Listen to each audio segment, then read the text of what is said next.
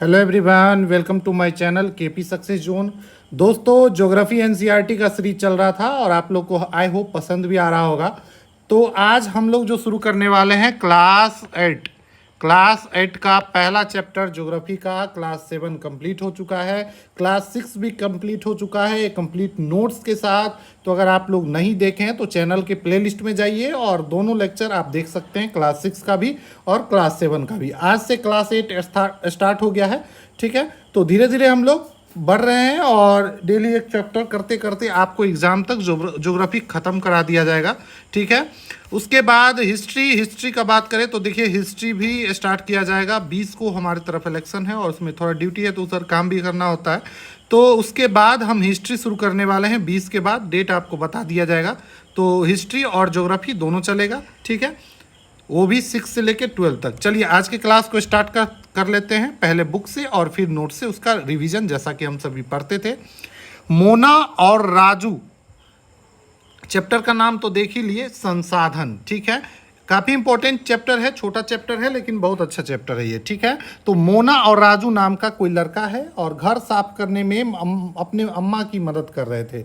इन सभी चीज़ों को देखो, जो भी कपड़ा है, बर्तन है, अनाज है, कंघा है, शहद की बोतल, किताबें, ये सभी क्या है, उपयोगी है किसी न किसी रूप से। कपड़े क्या है, हम लोग पहनने के काम करते हैं, बर्तन में खाना बनाते हैं फिर खाना खाते हैं, अनाज हमारे खाने के रूप में उसको उपयोग करते हैं, कंघा बाल को सही करने में, शहद की बोतल, ठीक है, किताबें पढ़ने के लिए। तो ये सब सभी चीज़ क्या है, हमारे लिए उपयोगी है। ये मोना बोलती है, इसीलिए ये क्या है, महत्वपूर्ण है। ये सभी चीज़ हमारे लिए क्या है, काफ़ी महत्वपूर्ण है। तो ये सभी चीज़ जो हमारे लिए महत्वपूर्ण है, हमारे लिए उपयोगी है, इसको हम लोग बोलेंगे संसाधन। ठीक है, ये जो है दोस्तों क्या है, तो ये सभी चीज़ हमारे लिए संसाधन है, चाहे कपड़े हो, बर्तन हो, अनाज हो, कंघा हो, शहद की बोतल हो या फिर किताबें हो। ठीक है, तो संसाधन क्या है, तो अम्मा जो है वो राजू से प्रश्न पूछती है और अम्मा बताती है कि प्रत्येक वस्तु जिसका उपयोग आवश्यकता को पूरा करने के लिए किया जाता है वो क्या है, संसाधन है। वह सारा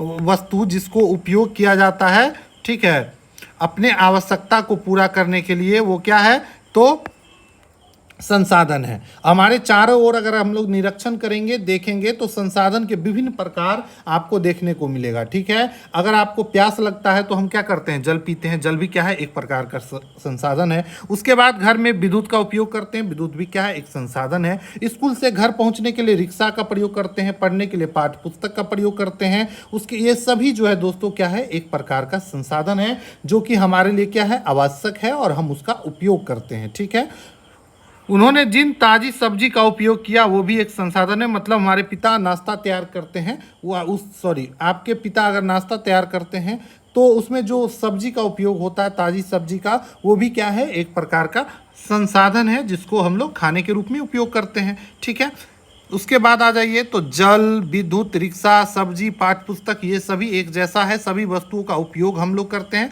सभी क्या एक जैसा है। सभी को मानव क्या, हम मानव जीव इसको उपयोग करते हैं। ठीक है, और इसलिए वो क्या है, उपयोगी है। एक वस्तु अथवा पदार्थ को उपयोगिता या प्रयोज्यता उसे एक संसाधन बनाती है। मतलब उसका क्या उपयोग है किसी भी पदार्थ का, तो वो उसको क्या बनाता है, तो संसाधन बनाता है। ठीक है, नीचे पहला लाइन जो होता है स्टोरी का होता है, उसमें कुछ ज़्यादा नहीं रहता है कंपिटेटिव व्यू से। उसके बाद नीचे जैसे जैसे बढ़ेंगे आपको अच्छा अच्छा पॉइंट मिलेगा, इसलिए शुरू में आप लोग 1-2 मिनट देख के भागा मत कीजिए। ठीक है, अब देखिए राजू अब जानना चाहता है कि कोई भी वस्तु संसाधन कैसे बनता है। तो उसकी अम्मा बताती है कि वस्तु उस समय संसाधन बनता है जब उसका कोई मूल्य होता है। मतलब किसी भी चीज़ का जब वो मूल्य होता है, उसका मूल्यवान होता है, हमारे लिए उपयोगी होता है, तो हम उसको क्या करते हैं, वो हमारे लिए एक संसाधन हो गया। ठीक है, उसको हम सही से रखते हैं, वो हमारे उपयोग में आता है, उसको हम विभिन्न तरीके से, हमारे लिए वो आवश्यक हो जाता है। ठीक है, लेकिन अगर किसी का कोई मूल्य नहीं है तो वो व्यर्थ पड़ा है, लोग उस पर ध्यान नहीं देते हैं। ठीक है, इसका प्रयोग और उपयोगिता इसे मूल्य प्रदान करता है। किसी भी चीज़ का मूल्य कब होता है, जब उसको ज़्यादा प्रयोग में आ रहा हो वो चीज़ और उसका उपयोगिता ज़्यादा हो, वो ज़्यादा आवश्यक हो, उसकी ज़्यादा ज़रूरत हो, तो वो उसको क्या मूल्य प्रदान करता है। और संसाधन जो होता है वो क्या होता है, तो सभी संसाधन मूल्यवान होता है। क्वेश्चन पूछ दे क्या सभी संसाधन मूल्यवान होते हैं, तो जी हाँ दोस्तों, सभी संसाधन जो है मूल्यवान है, सबका अपना अपना उपयोगिता होता है, आवश्यकता होता है। ठीक है, मूल्य का अर्थ होता है मूल का अर्थ महत्व होता है, ठीक है। किसी भी चीज़ का मूल क्या है, उसका महत्व होता है। जितना उसका महत्व ज्यादा रहेगा उसका उतना ही मूल्य होगा, उतना ही दाम होगा। आप मार्केट में चले जाएं तो भी आपको ये चीज़ पता चल जाएगा। किसी भी चीज़ का कीमत या मूल्य उसके महत्व कितना है उस पर डिपेंड करता है। कुछ संसाधनों का आर्थिक मूल्य होता है, कुछ संसाधनों का क्या होता है, आर्थिक मूल्य होता है। और वहीं कुछ संसाधनों का आर्थिक मूल्य नहीं होता है। जैसे जो धातु है उसका दोस्तों आर्थिक मूल्य होता है। कोई लोहा है, कोई टीन है, धातु में कोई भी लीजिए, सोना है, चांदी है, सबका एक क्या है, अलग अलग मूल्य है, ठीक है। लेकिन कोई मनोरम दृश्य है, भू दृश्य है, भूमि का कोई बहुत खूबसूरत दृश्य आपको दिख रहा है तो उसका कोई आर्थिक मूल्य लगता है क्या, नहीं, क्योंकि वो प्राकृतिक चीज है और गरीब भी देख सकता है। अच्छा व्यू अगर आकाश में दिख रहा है तो, और अमीर भी देख सकता है, ठीक है। तो ये दोनों संसाधन दोस्तों हमारे लिए क्या है, महत्वपूर्ण है, ठीक है। जिसका आर्थिक मूल्य है वो भी, और जो हमारा जिसका आर्थिक मूल्य नहीं है वो भी, दोनों हमारे लिए क्या है, इंपॉर्टेंट है। कुछ संसाधन समय के साथ आर्थिक रूप से मूल्यवान हो जाता है। कुछ संसाधन ऐसा होता है जो प्रारंभ में उसका कोई मूल्य नहीं होता है, लेकिन समय के साथ वो क्या हो जाता है, मूल्यवान हो जाता है। जैसे आपके दादी का जो घरेलू नुस्खा है उसका कोई वाणिज्यिक मूल्य नहीं है, ठीक है। लेकिन यदि अगर उसको पेटेंट करा लिया जाए, पेटेंट क्या होता है, अगर किसी विचार अथवा आविष्कार पर एकमात्र अधिकार हो जाए। जैसे कोई आदमी किसी चीज़ का खोज किया, अब वो चीज़ उसी को पता है और मतलब वो उसकी द्वारा खोजा गया है, तो उसको आप पेटेंट करा सकते हैं, मतलब अपने नाम पे रजिस्ट्रेशन करा सकते हैं, ताकि उसके बाद अगर कोई उस चीज़ को खरीदता है या उपयोग करता है तो उसको उसके बदले में आपको पैसा देना पड़ेगा, ठीक है। तो ये होता है पेटेंट कराना। जैसे कोई दवा होता है तो दवा को पेटेंट कराता है, कंपनी पेटेंट होती है, ठीक है। तो मेडिकल फर्म द्वारा बेचे जाते हैं जब, तो देखिए जो दादी का घरेलू नुस्खा है उसका कोई मूल्य नहीं होता, लेकिन पेटेंट कराने के बाद जब किसी मेडिकल फर्म के द्वारा जब बेचा जाता है तो आर्थिक रूप से ये क्या हो जाता है, मूल्यवान हो जाता है। जैसे आजकल कौन बेच रहे हैं, रामदेव बाबा जी, रामदेव बाबा का जो नुस्खा है आजकल क्या है, बिक रहा है, तो वो पेटेंट करवाए हैं, ठीक है, तो उसके लिए उनको पैसा मिलता है। चलिए नोट्स में देख ले कि इसमें हमको क्या क्या नोट करना था। तो सबसे पहले संसाधन, प्रत्येक वस्तु जिसका उपयोग आवश्यकता को पूरा करने में होता है क्या कहलाता है, संसाधन। उदाहरण के लिए देख ले तो जल हो गया, विद्युत हो गया, रिक्शा हो गया, मतलब जो भी चीज़ है, जल विद्युत के अलावा भी खाने के लिए सब्जी का उपयोग करते हैं, ठीक है, पढ़ने के लिए पुस्तक का उपयोग करते हैं, ये सभी क्या है, संसाधन है। वस्तु उस समय संसाधन बनता है जब उसका कोई मूल्य हो, उसका क्या हो, कोई मूल्य हो। अगर किसी चीज़ का मूल्य है, उसकी उपयोगिता है, उसकी आवश्यकता ज़्यादा है, डिमांड ज़्यादा है, तो वो वस्तु क्या है, एक संसाधन बन जाता है, ठीक है। इसका प्रयोग और उसकी उपयोगिता उसे मूल्य प्रदान करता है। किसी भी संसाधन को मूल्य कैसे प्राप्त होता है, तो उस प्रयोग में कैसे आ रहा है और उसके उपयोगिता क्या है, इसके ऊपर डिपेंड करता है। सभी संसाधन क्या होते हैं, मूल्यवान होते हैं। जितने भी संसाधन है दोस्तों वो मूल्यवान होते हैं। कुछ का आर्थिक मूल्य होता है, जैसे कि धातु, धातु में आपको सभी आ जाएगा, सोना आ जाएगा, सोना आ जाएगा, चांदी आ जाएगा, ठीक है, चांदी आ जाएगा, फिर लोहा आ जाएगा। अब यहाँ पर देखिए सबका अलग अलग महत्व है। लोहा क्या है, ज़्यादा सस्ता मिलता है चांदी के कंपैरिजन में, चांदी सस्ता मिलता है सोना के कंपैरिजन में, तो सबका अपना अपना एक आर्थिक मूल्य है, ठीक है। और उसके बाद कुछ ऐसा भी चीज़ है जिसका कोई आर्थिक मूल्य नहीं है, जैसे प्राकृतिक दृश्य है, जो सुबह के समय हमें सूर्योदय दिखता है, वो कितना मनोरम दृश्य होता है और उसको देखने के लिए क्या हमें पैसा लगता है, उसका कोई आर्थिक मूल्य है, तो जी हाँ दोस्तों उसका कोई आर्थिक मूल्य नहीं होता है। चाहे गरीब हो या अमीर हो, सभी लोग उसको देख सकता है, ठीक है। तो आप समझ सकते हैं आर्थिक मूल्य किसका होता है। अब देखेंगे हम लोग संसाधन के प्रकार, ठीक है। तो इसमें वही सब चीज है, समय और प्रौद्योगिकी दो महत्वपूर्ण कारक है जो पदार्थ को संसाधन में परिवर्तित, किसी भी पदार्थ को संसाधन में परिवर्तित किया जा सकता है समय और प्रौद्योगिकी, मतलब टेक्नोलॉजी को प्रयोग करके, ठीक है, टेक्नोलॉजी को प्रयोग करके, ठीक है।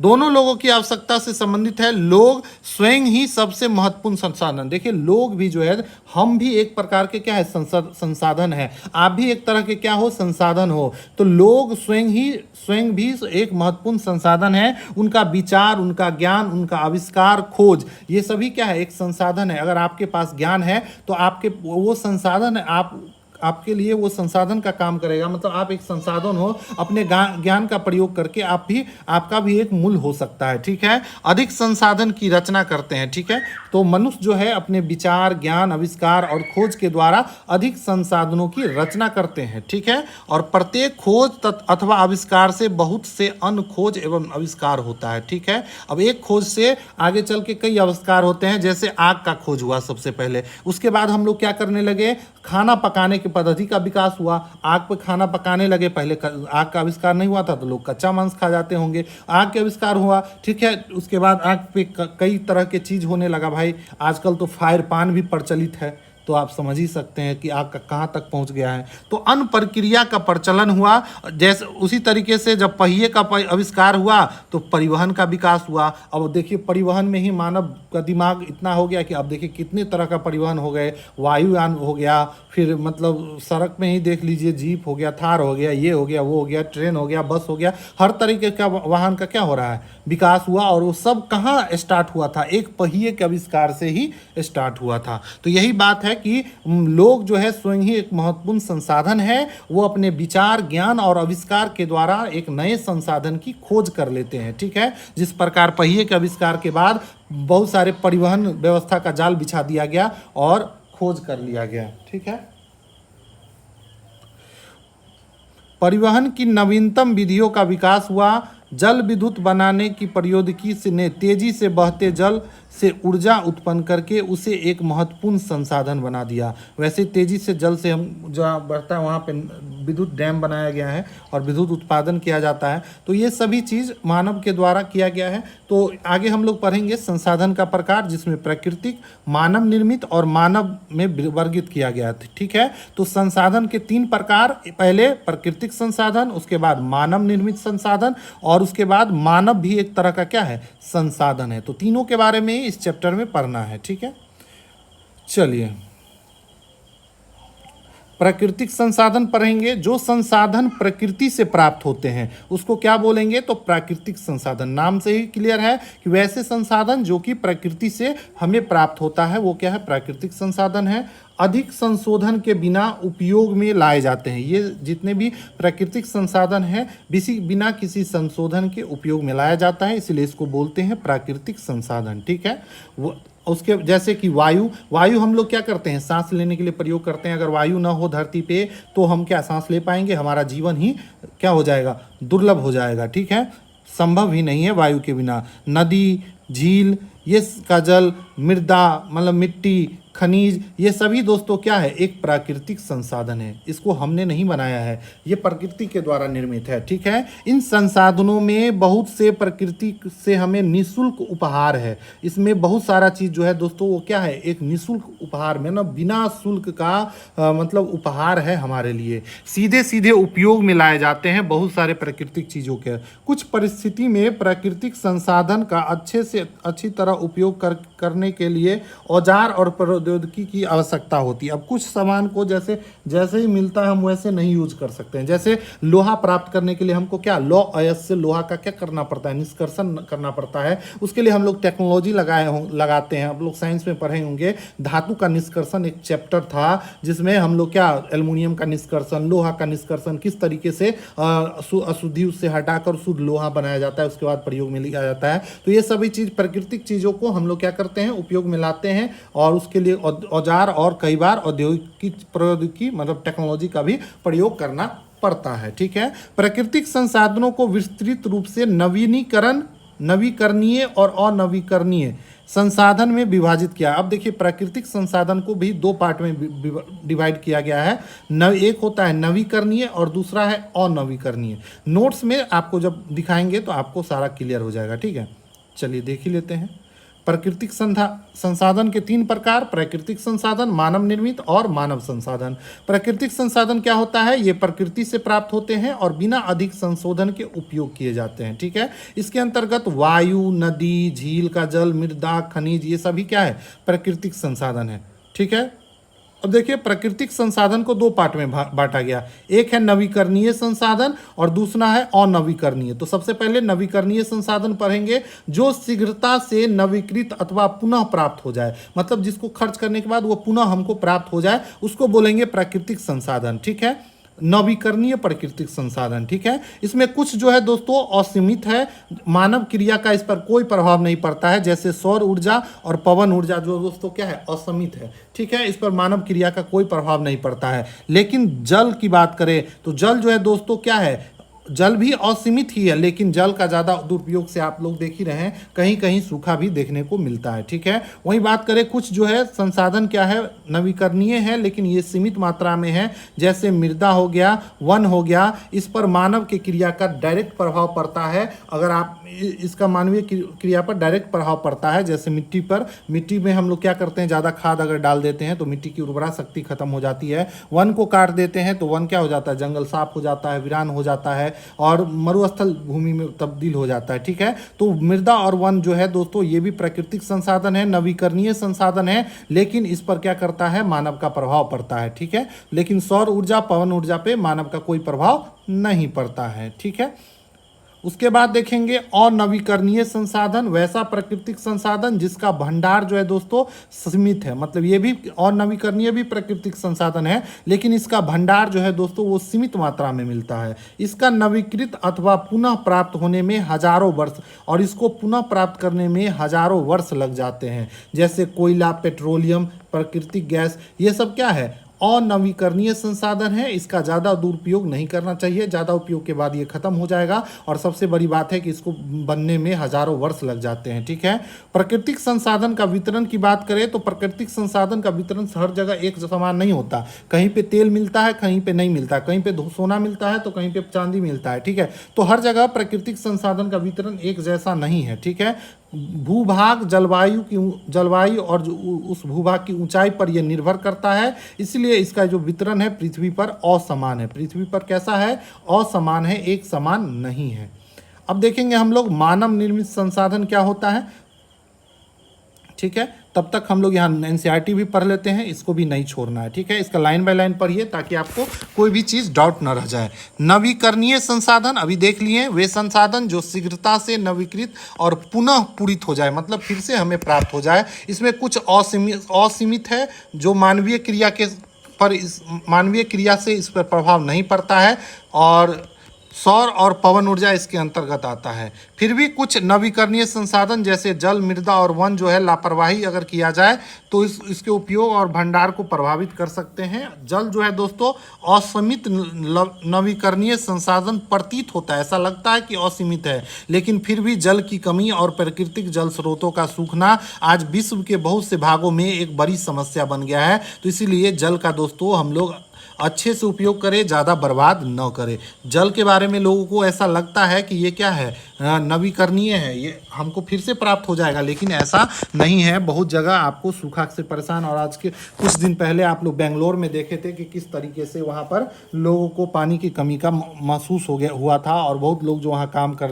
रहे थे इस समस्या से जूझ रहे थे। ठीक है, चलिए अब देखेंगे अनवीकरणीय संसाधन, वे संसाधन जिसका भंडार सीमित मात्रा में, सीमित का मतलब हुआ, मतलब एक सीमित है, ज़्यादा उपयोग करेंगे तो खत्म हो जाएगा। ठीक है, तो सीमित है। भंडार के एक बार समाप्त होने के बाद नवीकृत अथवा पुनः पूरित होने में इसको हजारों साल लगेगा। आप समझिए हजारों साल लगेगा, तब तक तो मानव जाति ही पूरा खत्म हो जाएगा, है कि नहीं। तो हजारों वर्ष लग सकता है अनवीकरणीय संसाधन का, इसका भंडार सीमित मात्रा में होता है, इसलिए हमको बचा के उपयोग करना चाहिए। ठीक है, तो मानव जीवन की अवधि में बहुत अधिक है। ठीक है, 12,000 साल मानव अवधि के लिए क्या है, बहुत अधिक है। इस प्रकार संसाधन अनवीकरणीय कहलाते हैं। कोयला, पेट्रोलियम और प्राकृतिक गैस जो है दोस्तों वो उदाहरण के रूप में आ गए किसके, अनवीकरणीय। तो ये क्वेश्चन पूछ सकता है इसमें से कौन सा नवीकरणीय पदार्थ है, कौन सा अनवीकरणीय संसाधन है, तो आप लोग आसानी से कर सकते हैं। ठीक है, उसके बाद है प्राकृतिक संसाधनों का जो वितरण होता है किस किस चीज़ पे डिपेंड करता है, तो भूभाग पे, कैसा भूभाग है, उसका जलवायु कैसा है, ऊंचाई कितना है पृथ्वी का समुद्र तल से, तो इन सभी चीज़ों पर के अलावा अनेक भौतिक कारकों पर निर्भर करता है प्राकृतिक संसाधन का वितरण कैसा है। ठीक है, तो पृथ्वी पर इन कारकों में विभिन्नता होने के कारण ही दोस्तों प्राकृतिक संसाधनों का वितरण हर जगह अलग अलग देखने को मिलता है। ठीक है, अब देखेंगे हम लोग मानव निर्मित संसाधन। मानव निर्मित संसाधन, कभी कभी प्राकृतिक पदार्थ तब संसाधन बनते हैं जब उसका मूल रूप बदल दिया जाता है। जैसे कि लौह अयस्क, जब हमको लोहा तो डायरेक्ट मिलता नहीं है, हमको लोहा अयस्क के रूप में मिलता है। ठीक है, तो जब अयस्क के रूप में मिलता है तो वो संसाधन नहीं होता है। ठीक है, जब तक लोगों ने उसे लोहा बनाना नहीं सीखा, जब वो लोहा बन गया तो हमारे लिए क्या हो गया, उपयोगी हो गया। उपयोगी हो गया, आवश्यक हो गया, तो वो क्या हो गया, एक प्रकार का संसाधन हो गया। ठीक है, लोग प्राकृतिक संसाधनों का उपयोग किस चीज में करते हैं, तो लोहा, जैसे लोहा है तो लोहा का उपयोग पुल बनाने में करते हैं। ठीक है, उसके बाद सड़क में, मशीन में, वाहन बनाने में करते हैं, तो इस सभी बनाने में करते हैं। तो ये सभी क्या है, मानव निर्मित संसाधन हो गए। ठीक है, मिलता प्राकृतिक से है लेकिन इसको हम लोग डायरेक्ट यूज नहीं करते हैं। ठीक है, प्रौद्योगिकी की एक मानव निर्मित संसाधन है। प्रौद्योगिकी भी एक क्या है, टेक्नोलॉजी भी क्या है, एक मानव निर्मित संसाधन है। इसीलिए हम जैसे लोग प्राकृतिक संसाधनों का उपयोग करके मानव निर्मित संसाधन बनाते हैं। ठीक है, तो प्राकृतिक संसाधन का प्रयोग करके क्या बनाते हैं, तो मानव निर्मित संसाधन बनाते हैं। ठीक है, मानव निर्मित संसाधन ऐसा थोड़ा ना कि मानव खुद बना देता है, उसको बनाता मानव है लेकिन अपने दिमाग का प्रयोग करके प्राकृतिक संसाधन को यूज करते हुए। ठीक है, चलिए अब देखेंगे मानव संसाधन क्या है। नोट्स देख लेते हैं प्राकृतिक संसाधन का। प्राकृतिक संसाधन का वितरण बता ही दिए, भूभाग, जलवायु, ऊंचाई पर निर्भर करता है, इसलिए वितरण पृथ्वी पर असमान देखने को मिलता है। मानव निर्मित संसाधन, प्राकृतिक संसाधन को उसके मूल रूप में बदलाव करके जब मानव द्वारा विभिन्न प्रकार के कार्य में उपयोग किया जाता है तो उसको मानव निर्मित संसाधन कहा जाता है। ठीक है, जैसे लौह अयस्क से लोहा का निष्कर्षण, और लोहा का उपयोग फिर उसके बाद हम लोग करते हैं पुल, घर के बनाने में इसका उपयोग करते हैं। ठीक है, तो इस तरीके से मानव निर्मित संसाधन काम करता है। ठीक है, चलिए यहाँ तक देख लिए। अब हम लोग आगे देख लेते हैं। मानव भी एक प्रकार का संसाधन है। जो लोग हैं अधिक संसाधन बनाने के लिए प्रकृति का सबसे अच्छा उपयोग करते हैं। हम लोग क्या करते हैं, अभी बताएं कि टेक्नोलॉजी का प्रयोग, अपने ब्रेन का उपयोग करके जो मानव निर्मित पदार्थ बनाते हैं, अधिक संसाधन का निर्माण करते हैं। ठीक है, तो लोग अधिक संसाधन बनाने के लिए प्रकृति का सबसे अच्छा उपयोग तभी कर सकते हैं जब उसके पास ऐसा करने का ज्ञान हो, कौशल हो, ठीक है, टेक्नोलॉजी हो। ठीक है, यहाँ पर देखिए एक फिगर दिया हुआ है, सूखे के कारण फसलों का विनाश, क्या मैं इसका समाधान निकाल सकती हूँ? हाँ, क्यों नहीं। यह सब ज्ञान, शिक्षा और कौशल के कारण संभव हुआ कि हम इसका समाधान निकाल पाए, और ये सूखा का समाधान निकाल ली। इसका मतलब ये अपने टेक्नोलॉजी के द्वारा ही नहीं, अपने ज्ञान कौशल के द्वारा इसका हल निकाली। ठीक है, मानव संसाधन से क्या तात्पर्य है, तो मानव संसाधन से तात्पर्य है कि लोगों की संख्या और योग्यता उसकी मानसिक तथा शारीरिक से है। योग्यता में आ जाएगा मानसिक और शारीरिक दोनों। तो मानव को संसाधन बनाने के संदर्भ में लोगों में अभी भी मतभेद है। कुछ लोग मानते हैं कि मानव भी एक प्रकार का संसाधन है, लेकिन कुछ लोग अभी भी नहीं मानते हैं। ठीक है, मनुष्य की कुशलता ही भौतिक पदार्थों को मूल्यवान और संसाधन बनाने में सहायता करती है, तो इसको भी ध्यान रखना है। चलिए नीचे देखेंगे, मनुष्य एक विशिष्ट प्रकार का संसाधन है। ठीक है, लोग मानव संसाधन है। तो लोग क्या है, मानव संसाधन। मानव संसाधन में सभी लोग आ जाएंगे। शिक्षा और स्वास्थ्य दोनों को बहुमूल्य संसाधन बनाने में मदद करते हैं। शिक्षा और स्वास्थ्य जो है लोगों को बहुमूल्य संसाधन बनाने में क्या करते हैं, तो मदद करते हैं। ठीक है, अधिक संसाधन के निर्माण में समर्थ होने के लिए लोगों को कौशल में सुधार, मतलब अपना कौशल शक्ति बढ़ाना पड़ेगा, अपने में स्किल डेवलपमेंट करना पड़ेगा, और इसी को दोस्तों मानव संसाधन विकास बोलते हैं। ठीक है, मानव संसाधन विकास। ठीक है, ह्यूमन, इंग्लिश में देखेंगे तो ह्यूमन रिसोर्स डेवलपमेंट बोलते हैं। ठीक है, तो अपने कौशल मतलब अपने हुनर को बढ़ाइए। ठीक है, आप हुनर बढ़ाएंगे तो आप भी एक तरह के संसाधन का विकास, मतलब मानव संसाधन विकास कहलाता है कि अपने आप के हुनर को बढ़ाना या किसी भी लोग का हुनर को बढ़ाना। ठीक है, अब देखिए संसाधन का संरक्षण कैसे करना है। तो मोना एक स्वप्न देखती है। अब कहानी के जरिए बता रहा है कि मोना जो है एक सपना देखती है कि पृथ्वी पर सारा जल सूख गया, सारे पेड़ कट गए, तो छाया ही नहीं है, कुछ खाने पीने को नहीं है, लोग परेशान इधर से उधर घूम रहे हैं। ऐसा सोच सकते हैं, देखिए इस तरीके से ये इसके सपने में आया। ठीक है, भोजन की छाया की तलाश में निराश घूम रहे हैं चारों तरफ लोग।